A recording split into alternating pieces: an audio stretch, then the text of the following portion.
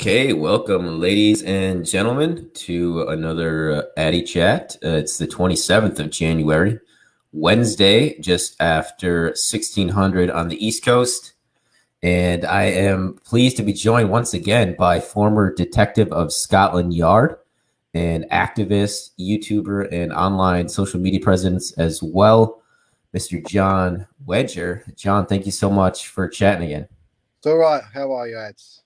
I'm good, John. Yeah, and I'm looking forward to catching up with you. We spoke yesterday for a bit, but a lot has happened since we spoke last, especially in your country. Both of our countries, really, just a lot has transpired, and a lot of infighting going on I think both sides of the pond within the spheres that we work in.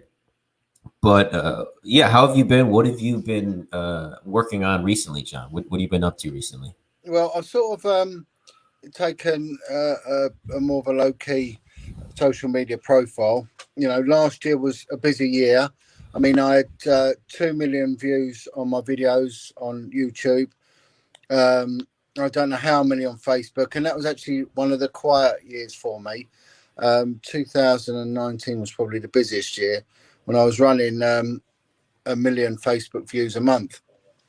But it's an emotive subject, child abuse, and especially when you then start going into the satanic ritual abuse, it becomes very dark. And unfortunately, there's a lot of traumatized and damaged people that want help, and they come your way. But I had a team that was forever growing, but then infighting occurred, and it just got endemic, and it spread like a cancer, and it just all fell apart. I mean, I was warned from the very start by a criminal profiler who just said, always work on your own, especially when it comes to child abuse, because you're just going to suffer exactly what I suffered, So it was all predictive.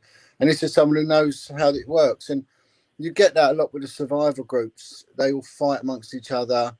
They can't get on. And, it's just one of them things. It's one of them things. It can be Yeah. explained psychology and all that. I mean, I'm not a psychologist. I'm not a counsellor. I'm no longer a detective. All I am is a former whistleblower who's going out there and podcasting. But some people had higher expectations of me, and I think there was a bit of idolatry coming to it, and then you get organised trolling as well. And these are just people that just love to hate. They just love to hate. Haters love to hate, and hurt people hurt people. And so, And for those that don't know, John Wedger, his principal work now that he's retired has been child abuse and specifically child sexual abuse. And we actually covered that in previous interviews where John talks about his beat work in investigating the prostitution in London and how sex offenders would hide by skipping boroughs and living on the water canal there along the Thames. And I just wanted to ask you because I had reached out to Wilfred Wong, who is a researcher and a guy who knows a lot about this particular topic. Is it true that he got arrested, Wilfred Wong? yeah. Let's sort of go in a bit of background of Wilfred. Wilfred is a former barrister, lobbyist. He's a Singapore national. He was in the military in Singapore. He's a tough guy, Wilfred. Intelligent guy. He's a man of God, and he's someone who really cares dearly about children and protecting children. And he is probably globally one of the most premier campaigners for exposing what's classed as SRA, satanic ritual abuse. I've worked closely with Wilfred for a number of years. I'm aware of his MO, his modus operandi. I'm aware of his tenacious sort of attitude when it comes to a non-negotiable attitude when it comes to investigating satanic ritual abuse. It's a very dangerous subject. You're dealing with not just perversion, sexual perversion, which involves children on most occasions. You're also dealing with a spiritual battle, which a lot of people, we're living in a bit of a godless world now. A lot of people don't tend to grasp it, but it does go on. It's like someone said to me, I don't believe in God. I said, well, it doesn't matter, but God believes in you. And if you believe in God, then, the converse is true. There is the flip side of it, which is Satanism. and Satanism is all about blood rituals.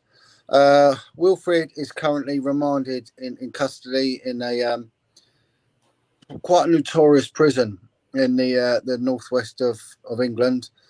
He was arrested on the 4th of November. The national newspapers put it out that he was a knife wielding child abducting kidnapper. It isn't the case. Can't go on too much. It's an ongoing case. In my opinion, it's a rescue attempt that has gone wrong. In my opinion, there's a child there that was in need of help, and Wilfred came and helped, and it's gone wrong. Again, we've got very, very strong, not just libel laws in this country, but we got things known as contempt of court. So if you discuss something which hasn't gone before a criminal court and it's an ongoing proceedings, the court owns the jurisdiction. So it's like you're actually in a courtroom. So the judge can say, right, you're not talking about this. If you do, you too will go to prison. So there's already been 3 people arrested for podcasting about Wilfred. Wilfred was arrested with 5 co-defendants, one of which died tragically in prison. Was found Already. already was found suffocated in his cell within a week of being locked up. I've spoken to Wilfred. There was concerns, there was rumours that Wilfred had been attacked with a knife and hospitalised. It's not true. Wilfred is a mixed martial artist, and he can physically handle himself, but also he's come to use for other prisoners in there. He's helping them out with legal issues. You know, a lot of people are aware of Wilfred's work. The prison officers allegedly one night sat down and watched one of Wilfred's interviews, and a few of the inmates have seen the interviews that he's done, not just with myself but other people. So he's got quite high standing now in prison. He's quite well thought of. He's just saying the thing that is killing him is the time. But he should have been eligible for parole. He keeps getting it refused. He doesn't know why. So we just have to wait and see. There is a campaign. I can actually. I don't know if I've got some correspondence here. 1 second. I'll try and find a letter. I have a letter from Wilfred. I might just write up his prison number if anyone wants to contact him. There is a, you know, he likes the letters, you see. So what I'll do is I'll quickly scribble on a bit of paper his prison number and his name, his number, and the prison address.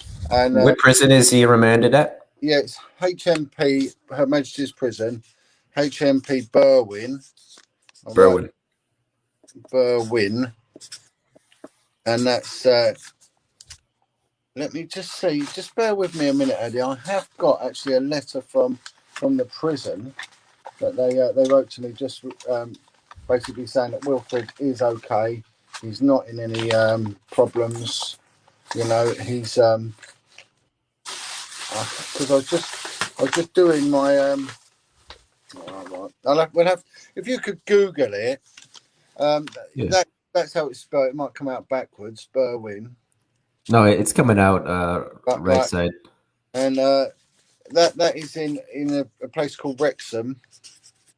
I spell that, and that's in the UK.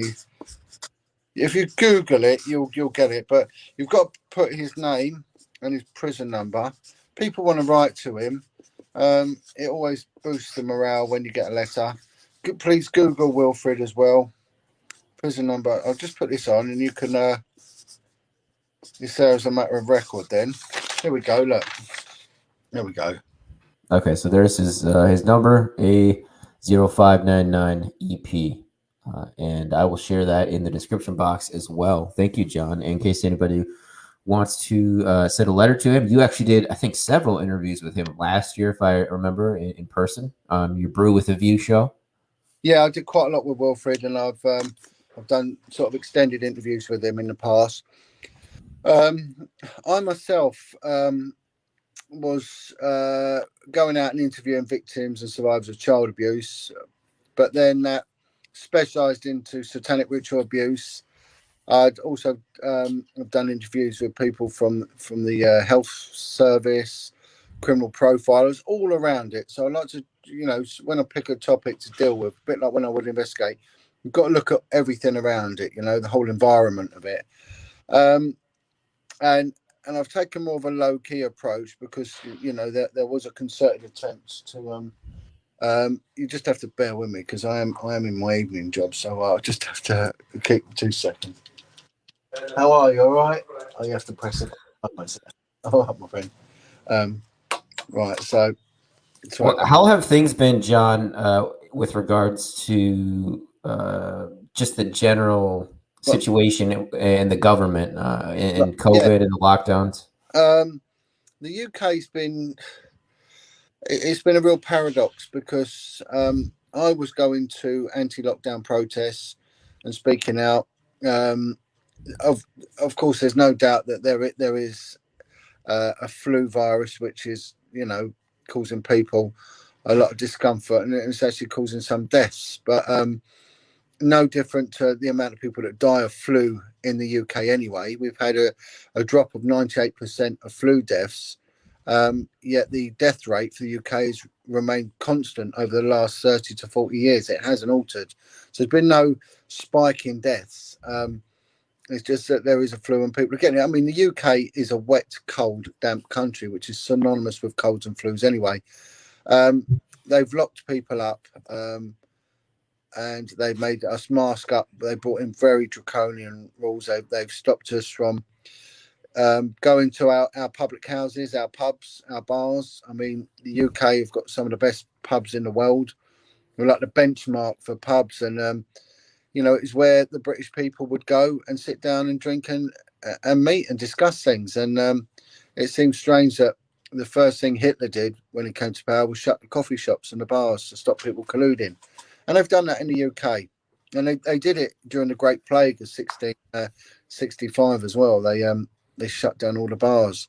So we're seeing the same sort of legislation that was brought in, nearly 400 years ago. And they're the centerpiece of life, but economically they can't survive. These are places that have been open, maybe some of them 1,000 years. They've been, purpose built, and they're still in operation even to this day. And like these old sort of ancient coaching inns and ale houses, and they survived civil wars, great wars, and they've shut them, and they're not going to be able to open. So we've basically got no bars left in the UK. They just haven't survived. It's so difficult. And of course, coffee shops, restaurants, and if people go out, no one can go to toilet, so it's not a problem for men, but for women, there's nowhere for women to go to the toilet. And it's quite interesting when you draw a parallel between what would happen in India. A lot of women, they were poorly educated and illiterate because they couldn't go to school because they refused to build toilets for women. So women couldn't spend an inordinate amount of time away from home because their toilet was the field, and that made them vulnerable. But also, they have body functions that are totally different from men, especially once a month, and it actually prohibited women from getting an education. And we're sort of seeing a very similar thing in the UK now, where you can't go for long walks. You're not allowed 2 miles from your home. But if you want to go for a long walk, there's nowhere to go to the toilet. There's nowhere to go for refreshments. They've shut down our gymnasiums. It's just mad. It's absolute madness. But I'm surprised with the British people how they've just acquiesced to this. I mean, I I I, I don't. I've not acquiesced to it. I've not. I won't wear a mask. I tried one on once. It made me feel ill. It was appalling. It was absolutely suffocating. Hello, mate. All right. Yeah. Good, my friend. How do you think the U.S. election has tied into events over in your country, John, if at all? And have you seen a difference since the election results or the 20th? I think from what I've seen, there was a lot of people, especially in the sort of environment, in the political stance that I'm sort of in. People were hoping that Donald Trump was going to be this sort of savior. There was Yeah. rumors going to release names of all politicians that were paedophiles, and it never happened. I Yeah. never personally held out any hope for it because he had all the time in the world to do it if that was going to happen, but it didn't. And then the QAnon movement, and it was all just wait, the last day in office, he's going to do it. He's going to, and just it came and it went, like any other day. And I think people should be very careful about putting all their eggs in one basket and having this idolatry that one person's going to save the world. I mean, he didn't do it. He did his term and he left, and it was just the same. I think Biden, especially the inference that this man is a sexual predator. That's the sort of vibe that we get over here. This Yeah. man got a Same. very, Same very, here. checkered sort of past, and the rumor control about this man is unbelievable. So, I mean, politically over here, it's just a waste of time. It is a waste of time. I think the British people have realised that we've got the left wing and the right wing, or we call them the red and the blue, but they're just two wings of the same bird. They're two cheeks of the same arse. They're they make no difference whether the red gets in or the blue gets in, the left gets in or the right. None of them seem to make any difference. Now, it doesn't seem to be a choice. I think there's really a lot of no confidence in Boris Johnson because he hasn't seemed to stand up for us. He hasn't stood up for our businesses, and we're going to face a monumental financial backlash through this lockdown.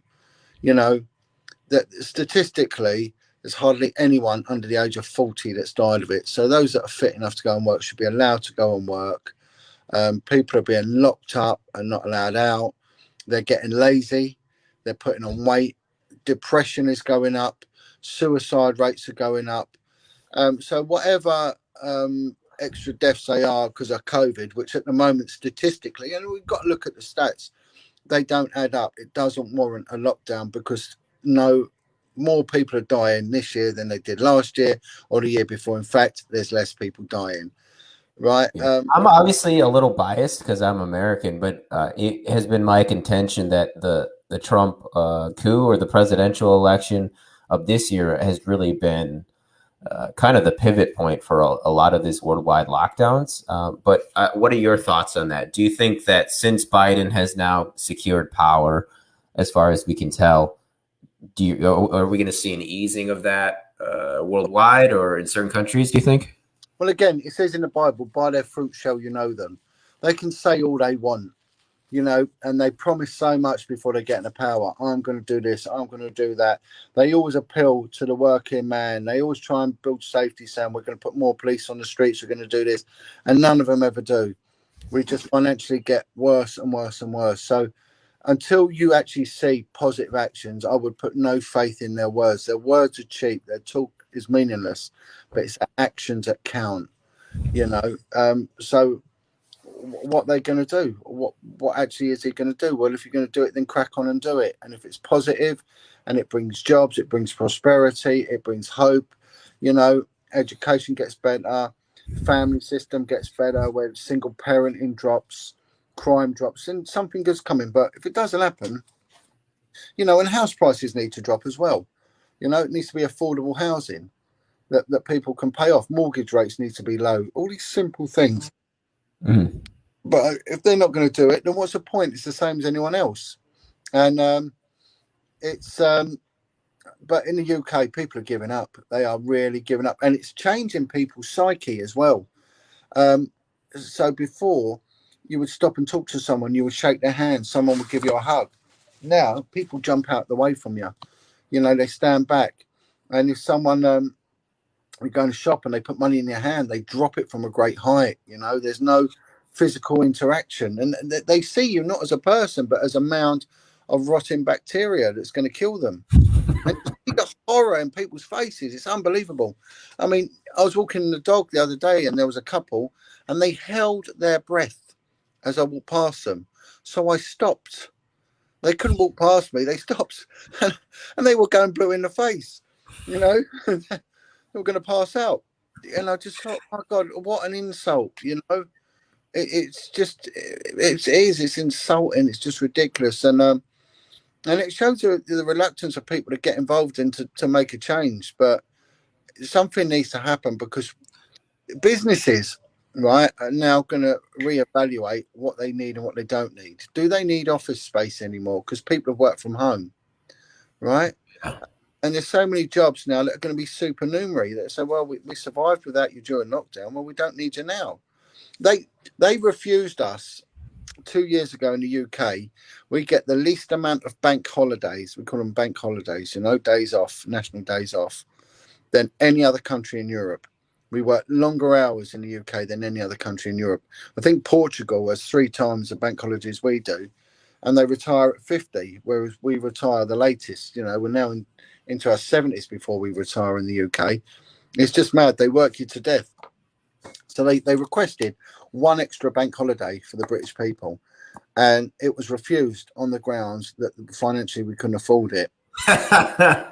Uh, they've imprisoned us for 1 year. Our children have not had an education for a year, and it's the same as trains and buses. Well, you're seeing buses in London that they're running with no one in them. They're empty. And there's bus after bus. They're running a normal schedule of empty buses. Same as trains, empty. Now, it's not long before they're going to start cutting back on that. And once things go, they never come back. You Okay. know, so I have a it's question here, John, before I pivot again. What are your thoughts on Nigel Farage? again. I mean, he appeals to a certain genre. He's a former banker. I think he was a merchant banker or something to do with the financial sector. He's obviously a wealthy man. Um, he appeals to people in the UK in respect to immigration. We're getting a lot of immigrants smuggling themselves into the UK now on boats from France, which is I've it noticed. seems a very en vogue thing. I mean, why weren't they doing it years ago? Why now are they all? It doesn't make sense that you'll go through periods of nothing happening, and all of a sudden, bang, it all happens. So there's a lot of people there that are getting angry. The British government doesn't help by putting people up in hotels at the cost of the British public. Um, but there's a lot of xenophobia instilled into people. Now, I remember in my days as a detective in London, and bear in mind, London is one of the most diverse cities in the world. And the UK was the centre of the biggest empire that there's ever been. The So Romans were. people stay, it still stands. Yeah. So sometimes, the birds come home to roost. So we've got the Commonwealth, a lot of countries in West Africa, the Caribbean islands, all over the place, India, and then you get a lot of communities set up in the UK. Now, what happened in the early 2000s was that Europe was breaking down its borders from the old communist regime and allowing free movement. And I can remember a country called Lithuania. It's a very small Baltic state that borders Russia. Um, and there was all this publicity coming out in the national press that Lithuanians were a very hard ex-Soviet bloc country. Their main export is guns and prostitution. They're the experts at forgery. So if we go into the euro, they're going to defraud us of all the euros. They're going to be making money and running prostitutes and bringing guns in. And these are bad. This is the beast from the east, they called them. Right. And there was all this panic about these Lithuanians that these were like the Stasi. These were like paramilitary, these guys, and they were hard, tough, and they were going to just wipe us all out like the grey squirrel. They were going to destroy us little British red squirrels. And they came over here, and do you know what? All they did was work hard. They integrated. Most of them were fluent in English before they came here, and that was it. And they brought back a lot of family values. The next race was the Romanians, which has got like a recognised ethnic sort of group of gypsies. Proper gypsies. Trace themselves back from Indian blood gypsies. And they said these Romanians, They make their money through prostitution and stealing children. And there was all this panic that Romanians were going out and stealing British children. You know, the Romanians came here, and do you know what they did? They worked hard. They worked hard. They learned English, they integrated, and they worked hard. You know, and they've done nothing. So you can easily wind people up, you know, and it doesn't take much to wind up the right wing and say these people are going to ruin what you've got. We need them out, you know. And you know, people going about the white Anglo-Saxon. You know, we are the most mixed race on this planet. You know, the British people. There's been an attack on the British people because we're a tough race. You know, we could go to the Arctic and survive. We could go to the jungles of South America to survive, and we would survive. There's not many animals you could put all around in different climate zones, and they'd survive. Where the British were good, but we've been eroded over time. You know, we've taken away our values. They've taken away our dignity, our self-respect, and they've turned us into lazy morons, really. And the migration has given us a boost because, you know, a lot of them have come from good family structured units, and they bring them attitudes back here. And you know, I'm all for them, but Farage, he's got a point. You can't just, you know, allow people in. There's got to be regulation, and there's got to be borders.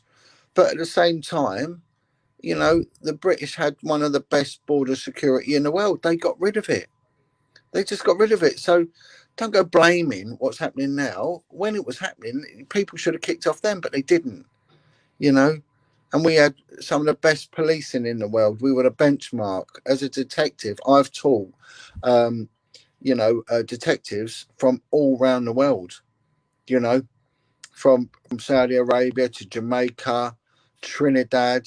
They've all come over to our training college, and you know, I was teaching interview skills, and we were seen as the best in the world. But now we're just seen as a joke, a laughing stock, you know. And they've slowly eroded. But it's our government's done it. I don't think it's immigration that's done it. I think it's our own governments that's done it, you know. You mean you think they are purposely trying to incite infighting within your citizenry? No, I think what they're purposely doing is turning the British people into morons.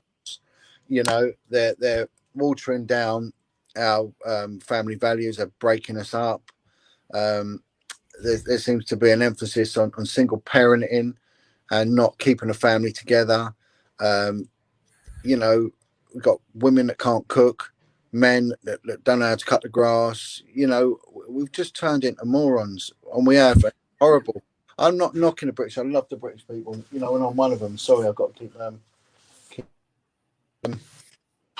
you're still there, Oh man. yeah. I'm here, John. No worries on Yeah, that. I wanted to ask you though, John, about Anthony Bourdain and Isaac Cappy and their deaths. I don't know if you have thoughts on them. If you know who those two guys are.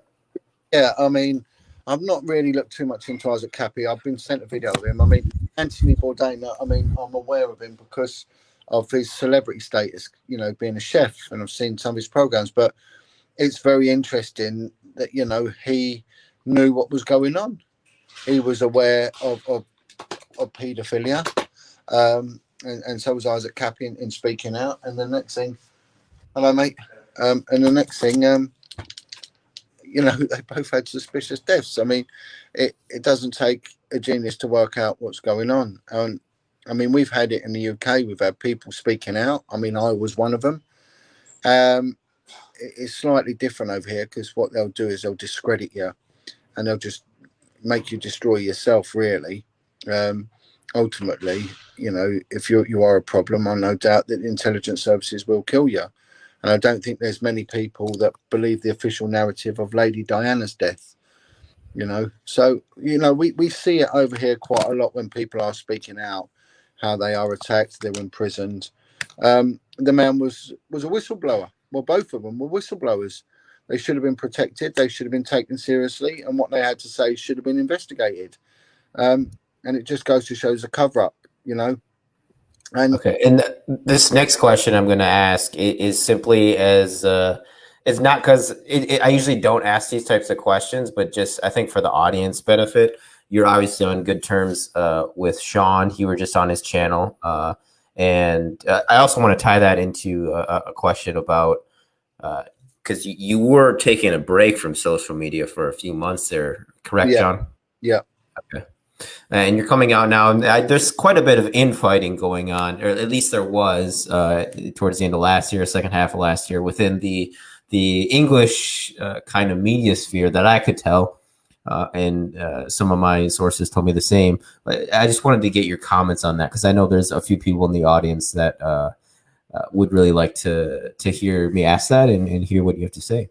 yeah. I mean, I've suffered from it as well. Yeah, you're gonna get damaged people, okay, and they want their voice, and rightly so. But they get their voice, and some people then their ego runs amok. They become jealous. So there will be people that are jealous of Sean's profile.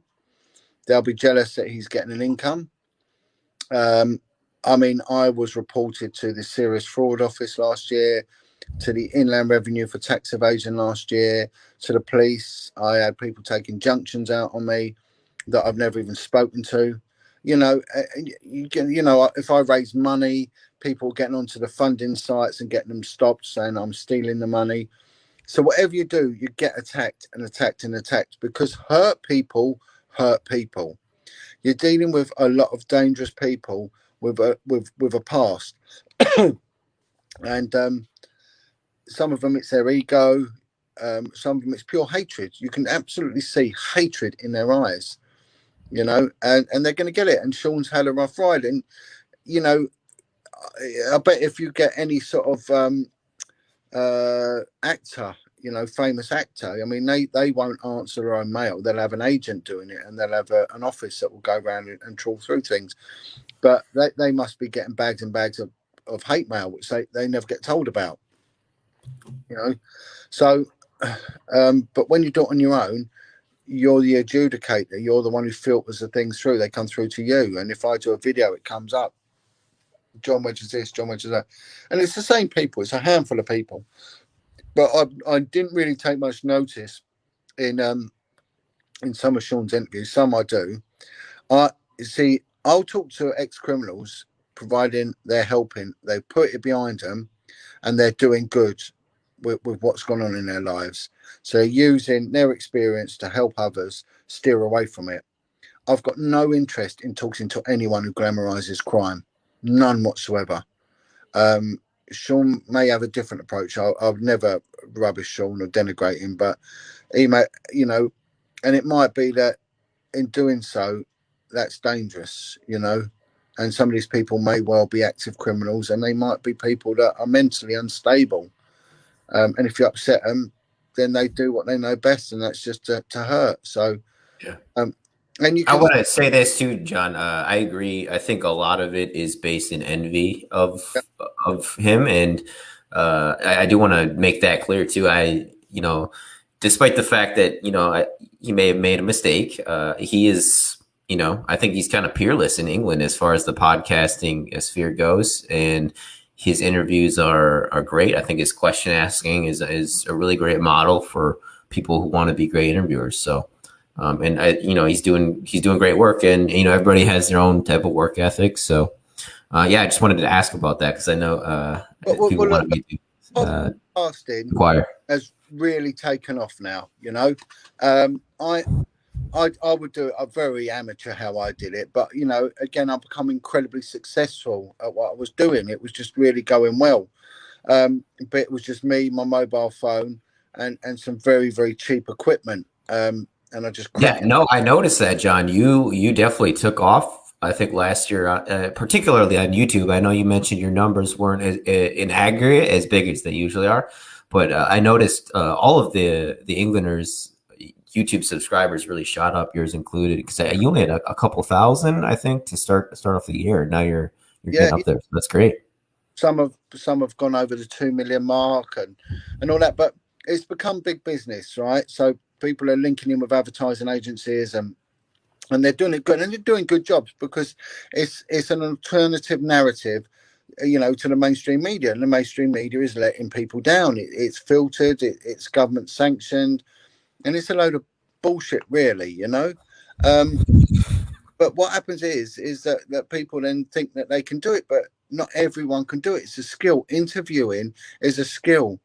Holding your audience is a skill. But being able to oratate in front of people is a skill. Um, and then all of a sudden, I think they try it. I lost you there for a sec, John. I think you might have turned your mic. I'm back in with you now. Yes, sir. I got you. Right. Okay. It's just someone rang and I've just had to cut me out. Um, so I think they're all jumping on board with their show and they realise then that they're not getting the figures.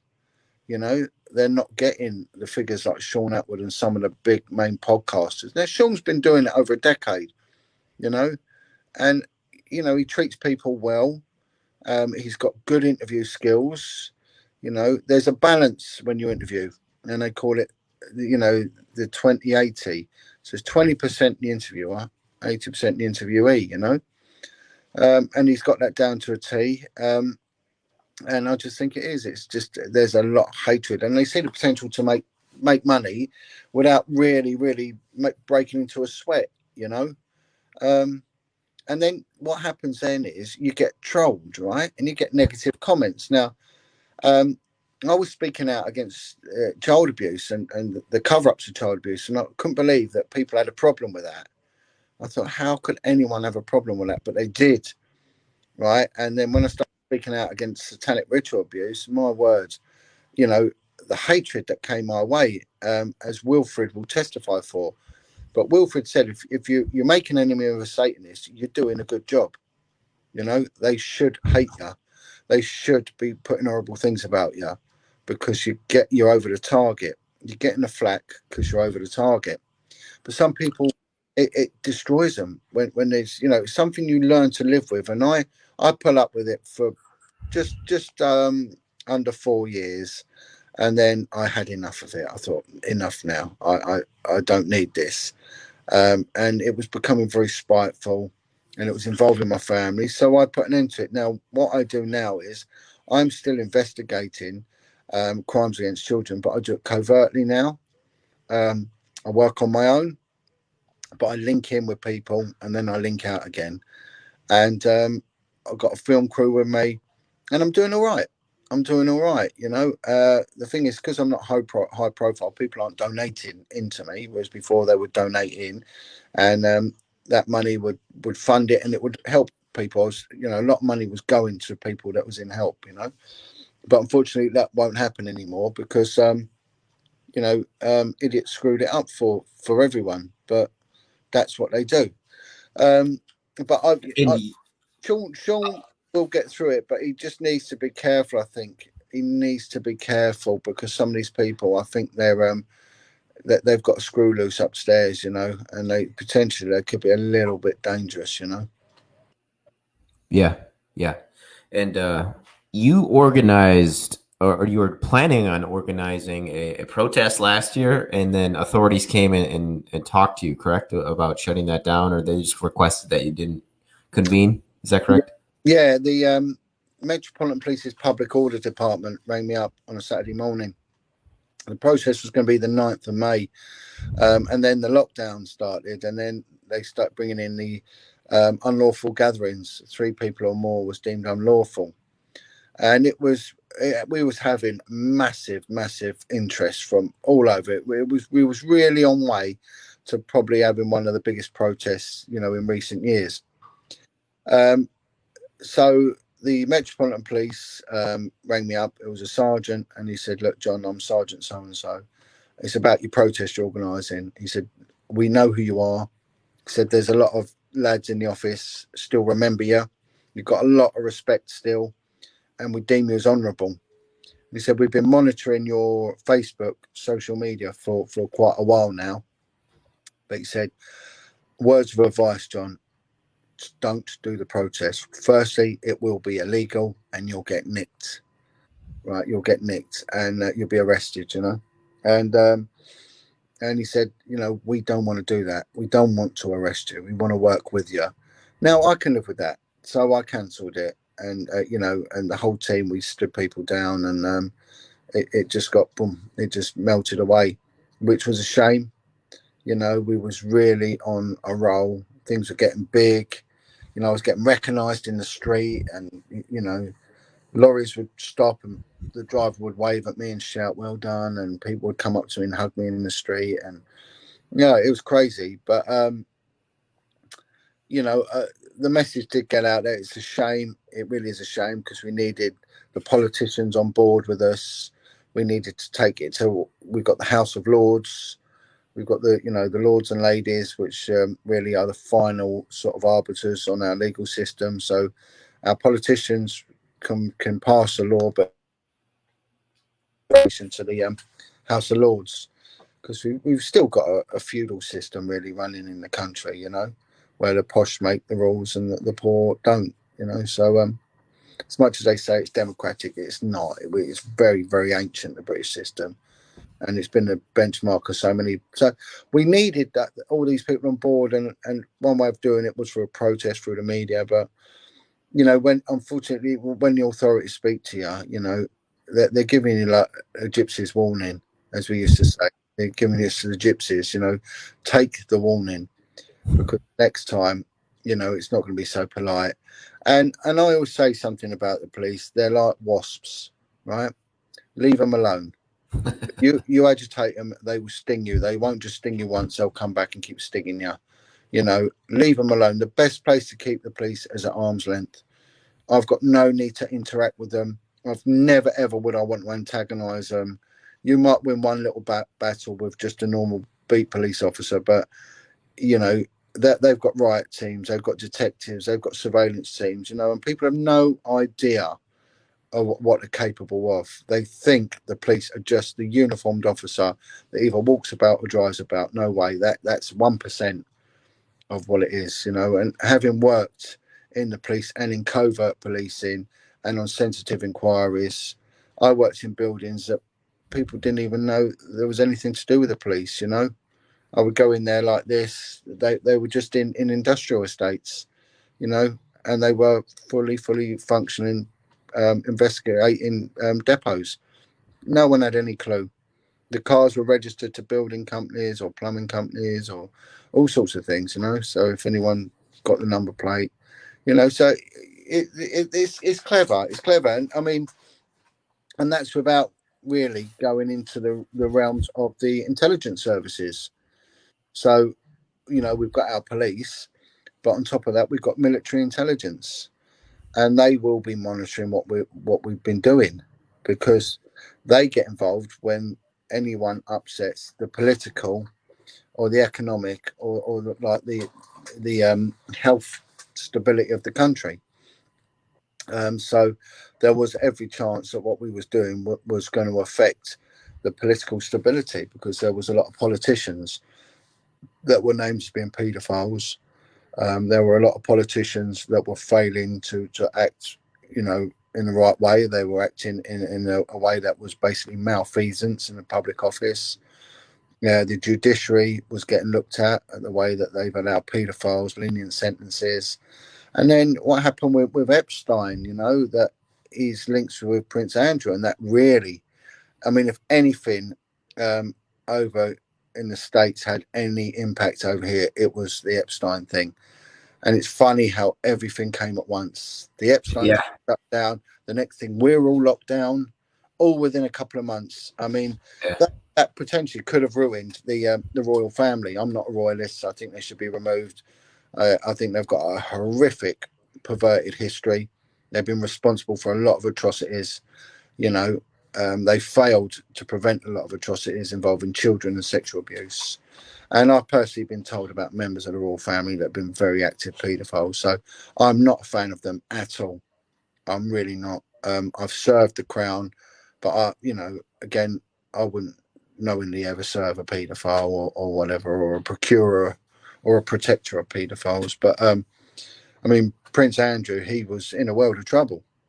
He really was in a world of trouble, and it just went away. It was typical British. There's nothing to see. Move on, old chap. You know, let's have a cup of tea and a game of cricket, and let's forget all about it. And it went away, and it actually went away. I mean, had that carried on with the momentum it was, now that's where Trump could have really sort of made a name for himself if he'd have continued and pushed and got behind that. but it seemed everyone was dirted by Epstein. You know, even Trump had Yeah.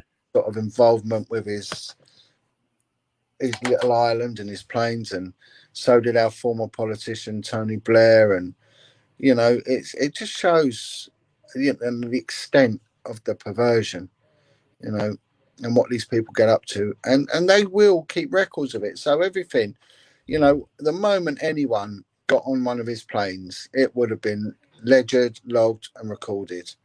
And the moment they stepped out, and they, you know, they were having sex parties and they were having sex with children, you know, and that's what was going on. Um, they can say what they want, but that's what was going on, you know. Our Chief Justice was on his ledger as well, or his flight log, Mr. Roberts. Is it your understanding that Andrew is a MI6 operative, and that's why he was with Epstein? Uh, but I don't know. I mean, he's a member of the royal family. I mean, they're he doesn't need to be an MI6 operative, does he? I mean, he doesn't need to do anything. You know, he can sit on his arse all day. He'd still have a nice life. You know, he might be, he might not. Who knows? I don't know. I mean, it makes me laugh. It's like when people say there's a secret file that's just come out. Well, if it's secret, how's it just come out on the internet? You know, if it's secret, it's secret. No one knows about it. You know, and you know, so these things don't just leak out. I mean, you did have Julian Assange was leaking information, and you look what they've done to him. I mean, they should have just killed him. Really, um, you know, that would have probably, you know, done them more favors if they just shot him, run him over, or whatever that they do. You know, but he's, you know, stirred up more of a drama being locked away. But he was speaking out about what was going on, and bang, that was it. You know, he'll probably never see light of day, and I think if anything, he's probably gone mad now. What they've done to him, uh, but it, you know, that we was on a real tipping point, you know, and especially with Epstein's death or alleged death or whatever it might be. Who knows what happened? But and maybe you'll never know. But it was just like another John F. Kennedy scenario, and you know, that hot potato should never have been dropped. Should have kept You on. think we already? You think we dropped it, John? Yeah. I think it's gone. It's dropped. It's gone. I think the you know, the time for it, the momentum's just gone. It was there, and it was there, and it was moving. That was really was good news, and that was big news. But now you pick up a newspaper now, all it is COVID, COVID, COVID, COVID, COVID. There is no news. There's not one mention of a volcano going off, a riot, a murder, nothing. Everything. One second, if you just bear with me a minute, Ed. No worries. No worries. Oh, yeah. Good girl. So I am going to ask John next a little bit more about Mr. Epstein and another royal question as well before we wrap up here, getting to the top of our hour. I had a question for you, John. Did you, when you were still in, in the workforce, did you Yeah. do projects with MI6, or did you work with them at all? Um, not knowingly, not knowingly. I went to meetings when I was dealing with paedophiles in these bizarre buildings that were just like these concrete shells. And I met with members of the intelligence service there. I've been to intelligence meetings with them, and they would supply information about certain paedophiles coming to note. And it was really, really big eye opener because I'd meet up with intelligence operatives from all different sectors of society. So there was myself and another officer for the police. We had the national crime thing, so it's a bit like the FBI. It's a national thing. So we had the national crime thing. We had people from Interpol. We had people from the Postal Service. They had paedophile information officers. Postal Service. The tourist industry had people. The customs at the airport security had people. We had people from the national health, from private industries, from the intelligence services, and we'd all share information about paedophiles. And every now and then, information would come through about, you know, what certain politicians, you know, that came to notice for certain things. And it was very, very interesting, you know. But that was, I never did joint operations like that with them. never, you know, sometimes they would have an interest in certain things you were dealing with, you know, but never really sort of had any need to. But I know that the unit I was on, a couple of officers that then got seconded to a unit called SIS, and it was, I don't know what that stands for, Secret Information Service or something, I don't know. And it was where the intelligence service and the police would work together, because they were civilians. You know, they were civilians. They were military intelligence, but they were civilians. And whereas we weren't, we weren't civilians. We were warranted officers. You know, but they were civilians. So MI were civilians, but there a lot of them have come out of the military, and a lot of their operatives are military, and some of them are armed as well. You know, but they started getting involved in drug importation cases and all sorts. So they opened their remit.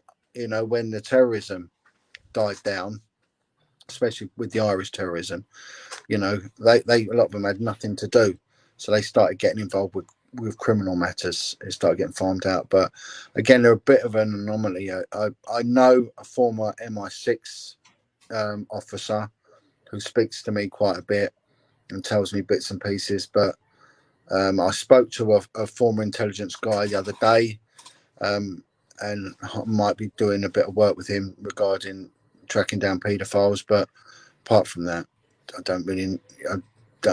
I have no interest really in it, to be honest. You mentioned the royal family and that you're not a royalist. With Meghan and Harry moving to California, it adds a bit of credence to the question I'm going to ask, which is, do you think that the Queen is still holds ultimate sway over the West in a way that people don't understand anymore? Yeah, I think the UK is the tail that sometimes wags the American dog. You know, I think there is a lot of influence there, and I think it goes a lot deeper. I think the Vatican has got a say in a lot of what goes on. I mean, if you look at the Vatican, if they was to call to arms, a bit like an Islamic State calls to arms, when you've got various Islamic countries all banding together. Well, what if the Catholics were to do that? That, you know, they'd have all of Central and South America. You know, you take countries like El Salvador, you know, they're 95% Catholic. You know, they would have the Philippines. You know, 90% of Europe is Catholic. 90% of Southern Ireland's Catholic. So if they were to call to arms, my word, you know, the Catholics would be a formidable force. You know, like with the Islamics, their situation, a lot of Africa is Catholic. You know, we're not talking Christian, we're talking Catholic, Roman Catholic. You know, so I think that they hold a massive sway in what's said as well. And when the Queen meets with the Pope, um, you know, a lot's going on there. You know, and these are ancient people. These go back a long way, a hell of a long way. And the other thing with Harry is that they call him Harry Hewitt, not Harry Windsor, Harry Hewitt, because you know the rumours are that it's Major what's his name, something Hewitt, um, an ex-army officer is his father. And if you look at this Major Hewitt, he looks just like Harry. He's got ginger hair. You know, he's in the same regiment that Harry was in. You know, it's a bit of a no-brainer that is Harry's dad. You know, looks totally different. He's got, you know, he's loved. You know, the English, you know, the British love Harry. They think he's all right. William, not so much. Charles, I don't think anyone's got any respect for that man. They think he's weird. You know, and I've heard some. Anyway, I can't go on about it. You know what I've heard, but yeah, I think the Queen's going to probably hold down as long as she can, really, because the alternative is that Charles takes the crown, and I think that would be a disaster, and I don't think they'd allow it either. I don't think it'd be allowed. But there's a lot of unanswered questions now, and people have moved away from that old discipline. You know, serve the Queen and country, and stiff upper lip and all that. I think that's gone. I think a lot of people just can't be asked with the royals. But the Commonwealth is a big thing. It's an economic thing as well. You know. And if you look at, you know, when Britain had its empire, they had all these little outposts where they monitored who came in. You can't go into the Mediterranean unless you go past Gibraltar. You know, Gibraltar still it's like mini England. I don't know if you've ever been there. It's this I tiny. haven't. I know it's in World War II. It was highly valued, and people thought there was going to be a battle there because of its strategic importance and location. And they even made like tunnels, which they had to fill in the years after the war. I think a few of them are still active, but they had to fill in a lot of the tunnels just because they were too dangerous. I would say just visit Gibraltar, just for the novelty effect. It's more British than Britain. You've got the old British Bobby, in the Mediterranean sun. It's just 9 miles off the coast of North Africa, walking about, and it's all the British shops. Everything's in sterling, and not in the euro.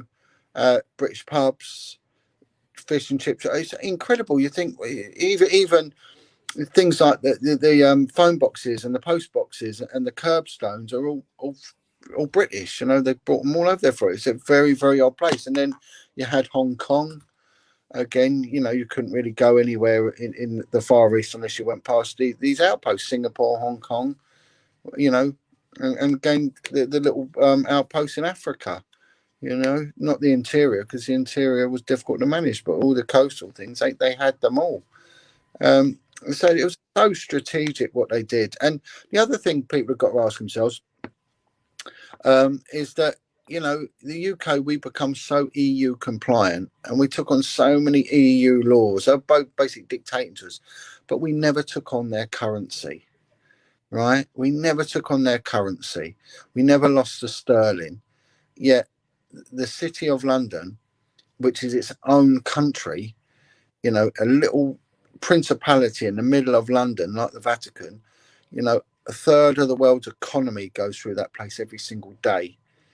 It is a financial hub of the world. So that's probably why they never. And if you look at the other banking places like Switzerland, they've not gone into the euro either. And these are big questions that I would always ask myself. Why have they not done that? You either go into it or you don't. You either take the laws or you don't. And so Britain coming out of the EU, well, I think it was always going to happen, you know. But they did their best to sort of stop it happening. But the majority of people wanted out, and so has it made any difference? Well, I don't know. We'll find out. I just think that none of us have got any control in what's going on at the moment. It's just monumentally crazy times, and Yeah. it's very sad, especially if you walk through London now. It's dead. It's a ghost town. It's just shut up. The bars, the pubs, coffee shop, all shut. All shut. Well, we are pretty much at the end of our hour here, John. What's the next couple weeks, the next month going to look like for you work wise? What are you focusing on? What do you want people to check you out? Yeah, I'm investigating satanic ritual abuse. I'll continue to do so. We are also looking at indigenous belief systems, mainly from the Caribbean and Africa, and how much they're influencing organised crime in London. So I've spoken to quite a few victims of voodoo, and that have been trafficked over for the sex industry. And it really is dark and dangerous, and very, very prevalent in the UK. So videos are coming out. I'm doing podcasts. Podcasts will go out onto my YouTube channel. Facebook is totally redundant. I don't use it anymore. I'll only pick up a message here and there. But apart from that, it'll be YouTube, or it'll be my website, the John Wedger Foundation, JON Wedger Foundation, or John Wedger Foundation YouTube. But a lot of my stuff now is very, very covert. And but periodically stuff will go out. But I'm working with a film crew, and hopefully we'll be having a series of documentaries coming out about child abuse and the cover-ups in the next year or so. So we're very much well into that, getting a lot of our footage now put together. Excellent, John. Well, I'd love to chat again soon. And whenever people are allowed to leave their countries again and go visit England, I'd love to see you again too in person and do an interview that way as well. Whenever that happens, so I will put all your links in the description box as well, John. Yeah, and And just word, Pepsi Watson is now free, so Adam Watson is now out and trying to rebuild his life. So God bless him, and well done, Pepsi. Okay, that was okay to release. Yeah, he came out just before Christmas, and he's still got issues, really, because they're still restricting his freedom. But the main thing is he's out, and hopefully all the other matters, the probation matters, will be resolved. Objects in the mirror, hopefully. Yeah. Awesome. Thank you, John. I will talk to you soon. Thanks everybody for listening, and stay frosty, folks. Till next time.